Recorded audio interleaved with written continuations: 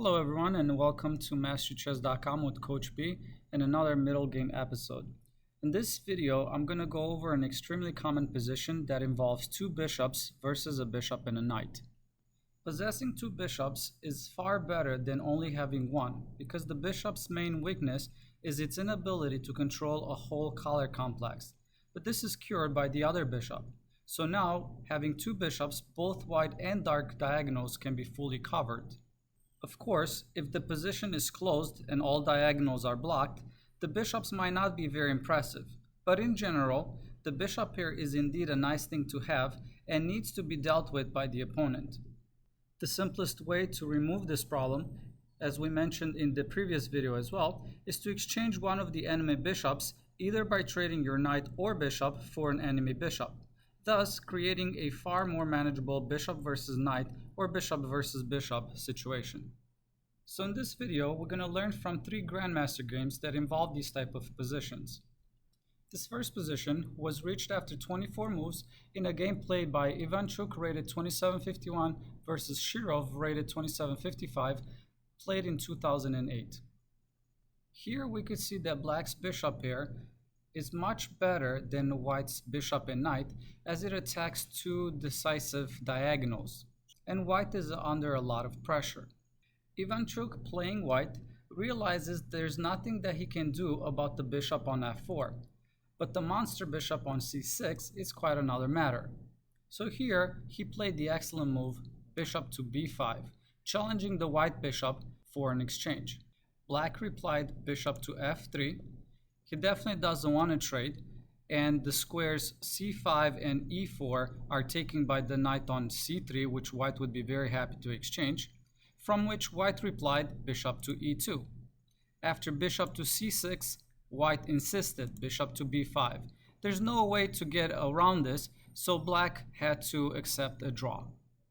This next position was reached after 23 moves in a game played in 2005 by De La Riva Aguado, rated 2541, versus Ponomaryov, rated 2704. In this position, white has two bishops, but black has a central pawn majority.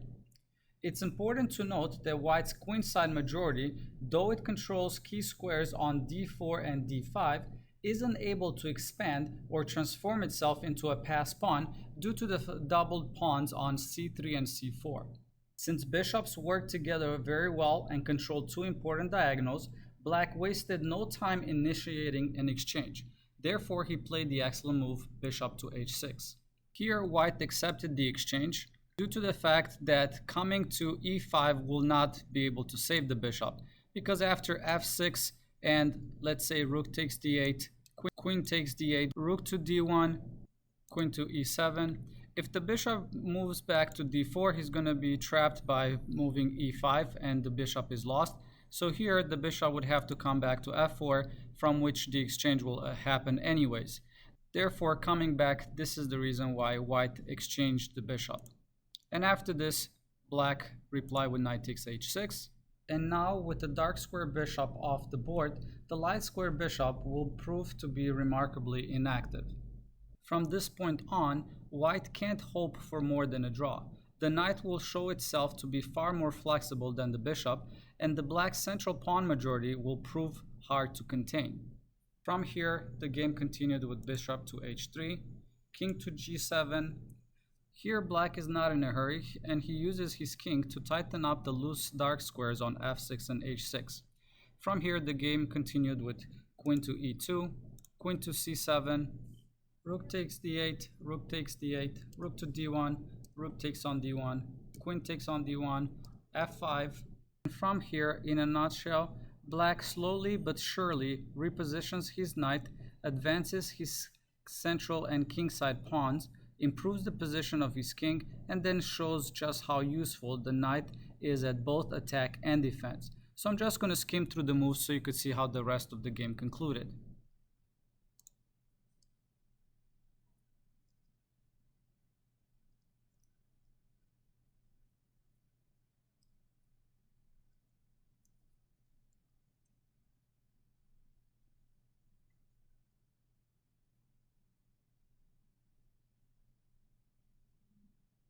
and here white resigned.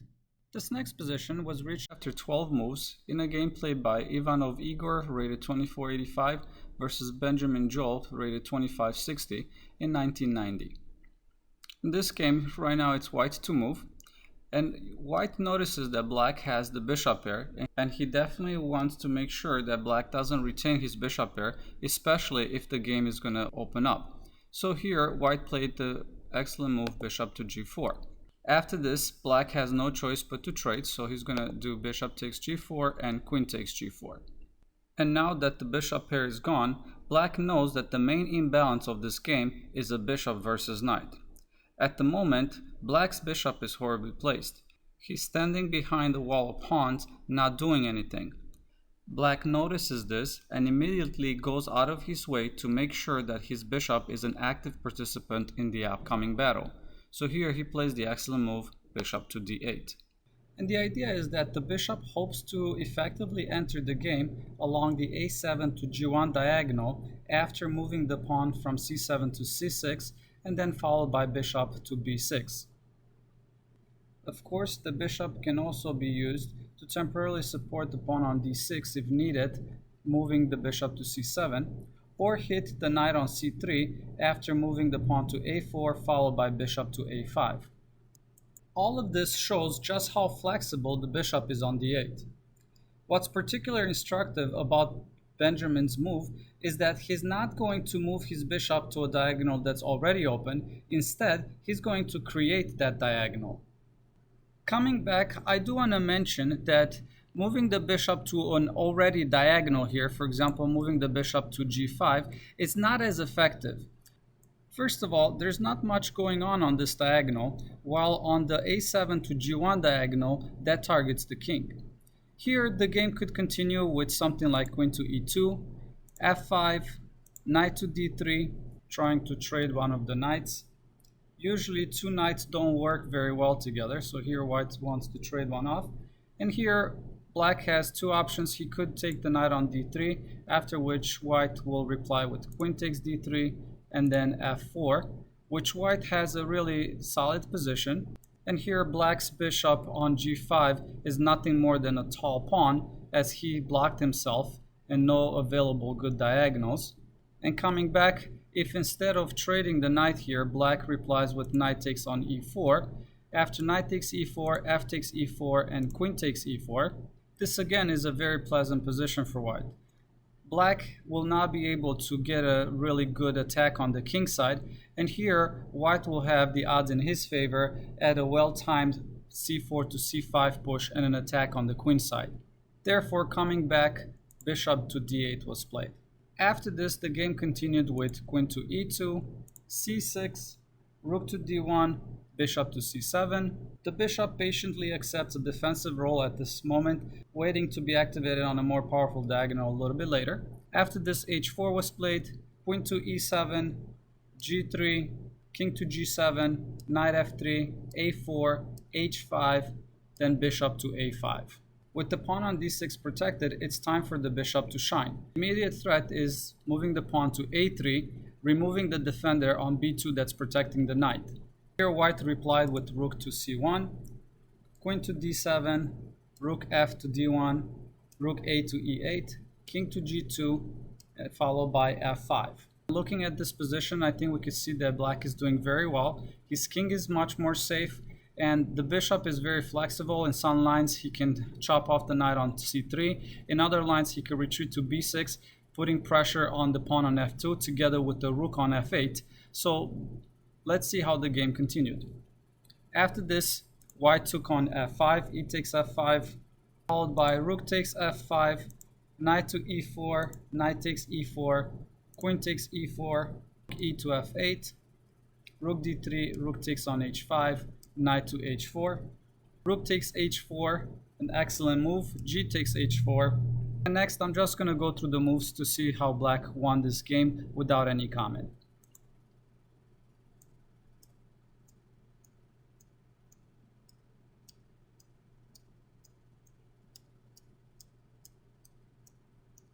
And here white lost on time, but his position was totally hopeless. And I also want to mention, coming back to move 37, here black had a forced mate with rook takes on h4, followed by king takes h4 and queen to h5 checkmate. But being very low on time, this combination was missed. This last game that I want to go over was played in 1950 by Reshevsky versus Vandenberg. Naturally, in many cases, the bishops aren't contained by the pawn structure and can't be removed by an exchange. In that case, they can really show their stuff.